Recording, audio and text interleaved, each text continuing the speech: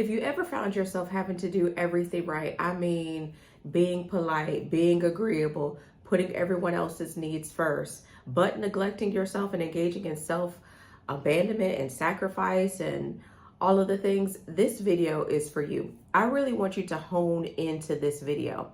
I'm going to talk about good girl programming, and I want you to be your most authentic self after watching this video. Too often, especially women of color, we have been taught and conditioned to show up a certain way to make everyone else feel comfortable. And today is the last day that we're going to do that. If you're new here, welcome to Heal the New Sexy, where we discuss all things healing, self-love, and relationships. My name is Samithia. I am a licensed therapist and coach, relationship coach. And today, I want to talk about good girl programming. I want to talk about the relationship you have with yourself that has you engaging in perfectionism and people pleasing and also self-abandonment.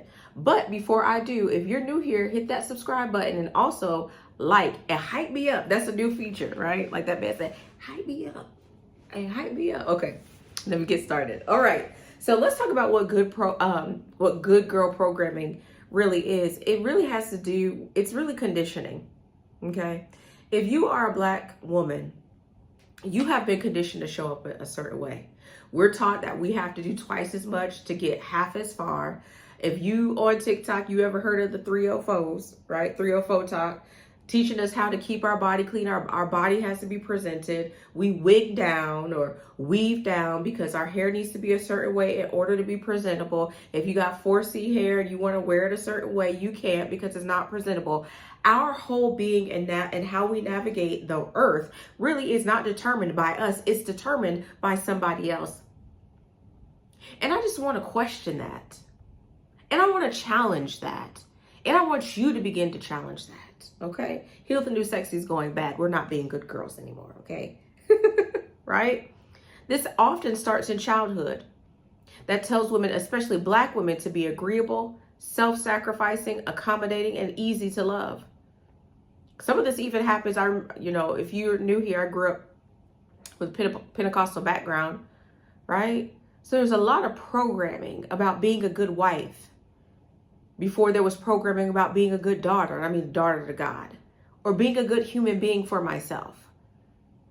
Almost raised as if your being was to please someone else. But I want to ask you, when's the last time you were pleased? When's the last time your pleasure was taken into account? When's the last time you focused on your pleasure? Not pleasing someone else, not showing up for the promotion and for the accolades. No, not that. Just showing up for yourself. We're told to put others first, to stay quiet when we disagree, and to be nice even when we're uncomfortable. But here's the truth. The programming trains you to suppress your voice. I told a client the other day, I do a lot of trauma work, right? I told a client the other day, when you grow up with your voice being silenced, when you need your voice, you don't know how to use it. When you're raised to be seen and not heard, when you're raised to follow orders blindly and to do what you're told and to not to talk back, when you need your voice, you don't have it. So when you need to advocate for yourself, when you need to enforce a boundary, when you are disrespected, you're just taught to be quiet. And no, your voice has power. And probably if you're watching this video, probably from your youth, your childhood, your voice was stripped from you. But I hope by the time you're done watching this video, you'll be able to exercise your voice. Because this is your life. That's your kingdom. And you rule and you reign, and your voice needs to be heard. We're not getting along to go along anymore. We're focusing on our mental and emotional and physical well-being. And we're being in relationships with people, whether that's friendship, family, and romantic, where we don't have to put on that they care for us just because of who we are. Okay? Now, if you're a people pleaser, that's going to be hard for you, sugar. I know it's going to be hard for you. It's going to be hard for you. But when you're trained to ignore your voice, to suppress your voice, you're trained to ignore your needs and then trade your authenticity for your acceptance. Instead of being bold, you're trained to be meek. And over time, that creates resentment, burnout, and loss of self. When's the last time? I mean, do you feel, if you're watching this video, you're probably watching this video because you're like, Smithy, I don't feel like my authentic self. Sometimes there's peaks, like she peeks through, but I'm ready to step into her. I'm ready to embody her because everybody's been telling me who to be and I'm ready to be me. It bothers me. It bothers me. When I see videos on YouTube of women who are in their 40s and their 50s, they're like, listen, I don't give a F. I'm me. I'm going to be me. Why can't we have that as teenagers, as children, in our 20s and in our 30s? The reason why we don't have it is because we are conditioned and programmed to be something that we're not. And then we get to the point of saying, you know what, forget that. That ain't serving me. That's serving everybody else. That's not serving me. That doesn't satisfy my soul. That doesn't make me happy. And so we're showing up as chameleons, which is tiring, versus showing up being our authentic self. So we get rid of the good girl. We're about to have a good girl funeral in this video. Okay? All right.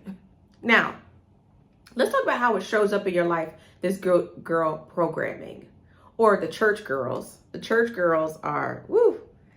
I'm a church girl as well, but we have it worse. I'm going to tell y'all, we have it worse. Okay? You say yes when you want to say no. You overextend yourself. There's a project, they know they can give it to you. The church knows that you'll volunteer. Your family knows that you'll be there.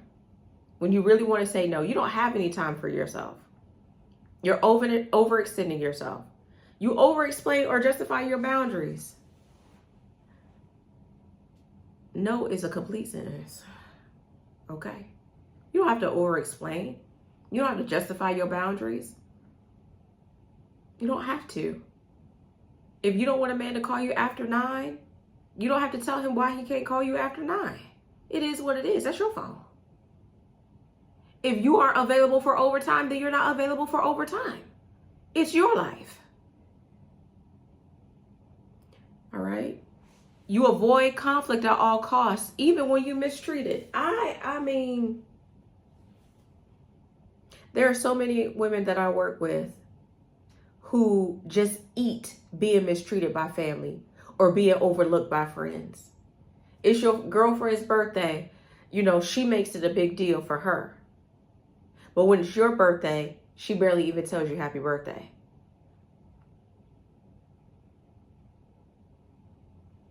You feel guilty when you put yourself first. When this is your life, you should be first in your life. It's your life. Outside of God, you should be first. You only feel worthy when you're useful to someone else. I did a session with a young lady who was talking about like she only feels worthy when she's doing versus just being. And we talked about that and we processed that because your worth is because God decided to put you in the earth, not because you feel like you have to do for people. And what the problem is when you show up as a do girl, then that's all people want from you for you to do. They don't know how to just be with you. They don't know just how to care for you because you don't know how to just be with you. So you feel like you always have to be doing something and your worth is tied up in your doing versus your being. The God in heaven thought so much of you that he created you. That's it. That's all. That's it. That's all. Right? Now, I want you to know that if those things that I just talked about, like this is how it's showing up in your life, that this is not a personality trait. It's not, oh, this is just who I am. I just love to help people. I just love to help people. No, sugar, you were taught that being helpful is how you get affirmed and validated from people. That's why you help. Because that's the only time that you were praised as a child. Okay? It's not a personality trait. You were programmed. And that can be rewired. Okay?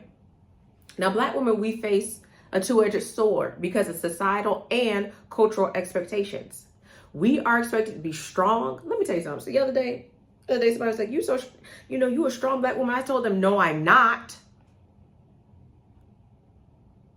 Because when Black women are expected to be strong, the flip side of that is it's expected by the person that they don't have to take care of us. And in this season of my life, I'm being taken care of. So it's a double-edged sword when you're a Black woman. You're expected to be strong, unshakable, and endlessly giving, while also being pleasant and non-threatening. This means we often overperform in relationships. That's why I be having these 50-50 raggedy behind conversations. I said it, and I meant it. At work and even in our faith communities, while silently carrying exhaustion and unmet needs. So you're supposed to show up for everybody else because you're a good girl. But who's showing up for you? Who's taking care of you? Who has your well-being at mind? Have you taught people to take care of you? Have you taught people that your needs matter? No, you didn't. Let me give you an example. When they were talking about something, our grandmother stayed. Yeah, they stayed. Why? Because of this expectation right here for them to be strong, for them to be unshakable and endlessly giving and pleasant, even though they were being mistreated. No, we're not doing that. We're not doing this anymore.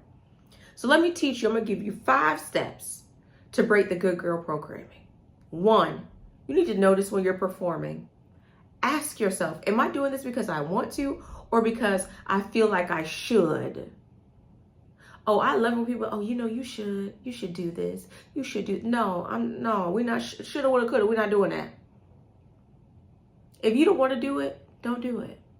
Don't do it. Because when you do something that you don't want to do, you're ultimately allowing people to steal from you. You don't want to give them money, don't give them money. You don't volunteer, don't volunteer. You don't want to go to the family cookout, don't go. It's hot outside. Don't do it. So notice when you're performing. Notice when you're showing up for validation and just an approval, and you're not showing up as your authentic self. We are taking back and we're rediscovering who we are. 2, practice micro boundaries if you can't practice big ones. Start small, like saying, I can't talk right now. Or feel free not to answer the phone or respond to the text message. Or that doesn't work for me. Hey, we have this, we're doing a 5K. We need you to come early on Saturday. Oh, that doesn't work for me. I'm sorry. Oh, you got plans that day? Yeah, I do. Your plan may be doing nothing but sleeping in and taking care of yourself. Practice micro boundaries. No is enough. 3, release guilt.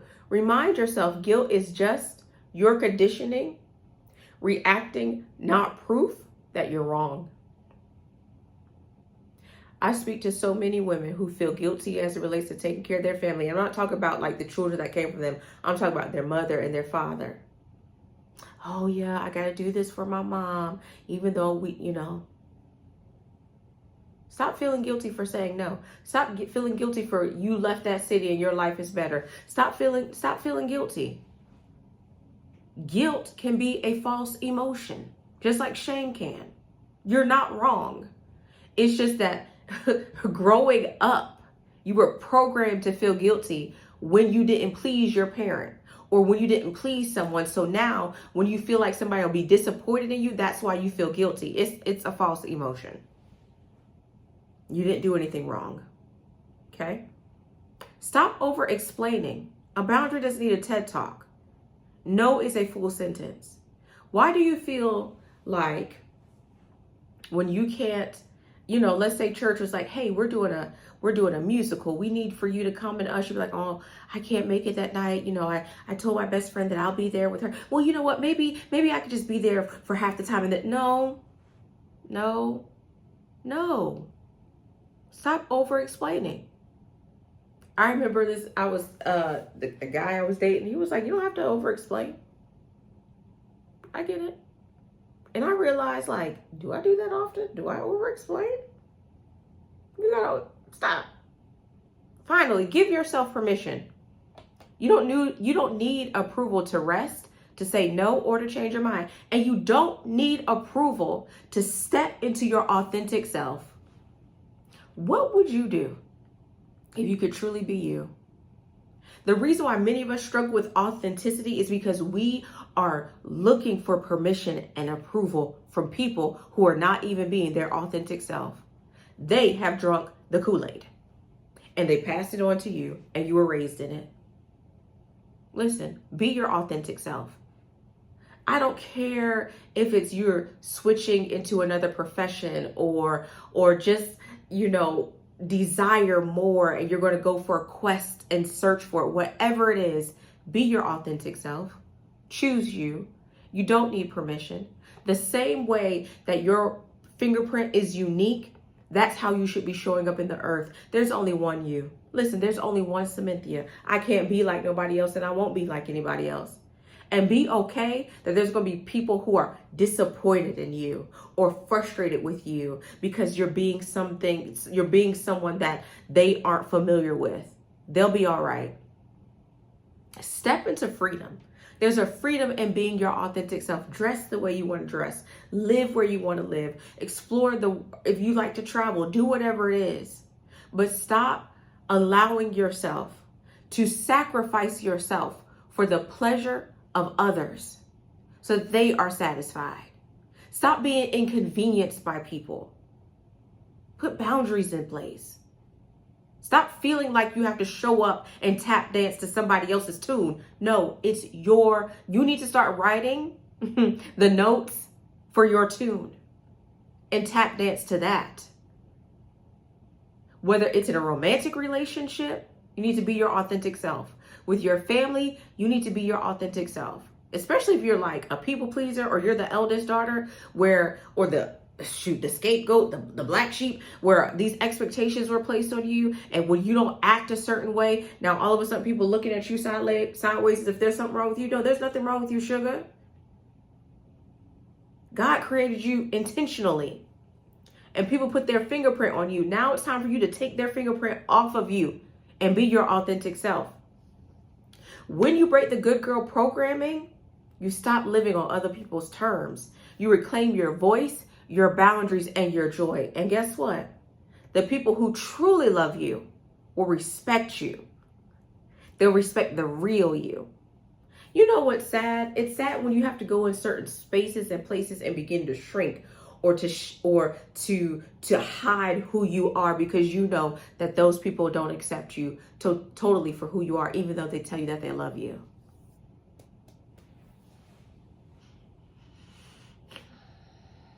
It's time for you to embrace the real you, and it's time for you to introduce the world to the real you.